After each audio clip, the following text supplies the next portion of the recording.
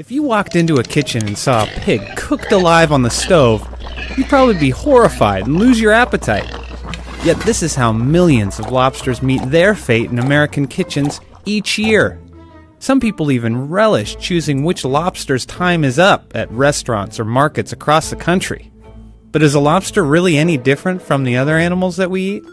Why do we boil lobsters alive, and why do places even sell live lobsters? Well, come to find out, this seemingly barbaric way of cooking lobsters could actually save your life.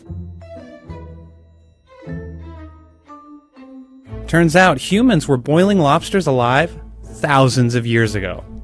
The first recorded case came from recipes attributed to the famous Roman cook Caelius Apicius in the 1st century. American chefs later adopted the process by 1880 when they discovered that the dish looks and tastes better when the animal is boiled alive. It wasn't until later that we realized this also reduces the risk of severe food poisoning. And it's all because of these little guys. They're a type of vibrio bacteria, and they thrive on the decaying flesh of lobsters and other shellfish.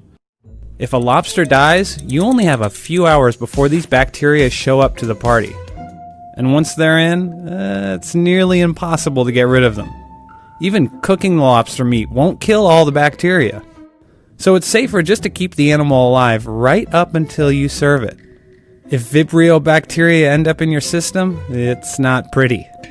You can experience abdominal cramping, nausea, vomiting, fever, chills, and sometimes even death. Luckily, there's a pretty good way to tell if you've got meat that has gone bad. Just smell it. I can smell the ammonia. Yeah, you smell that? And that's what that man's just eaten. That's the ammonia. That's what releases. And the body starts to decompose. It's being pulled apart and then decomposed. That's what makes it bad.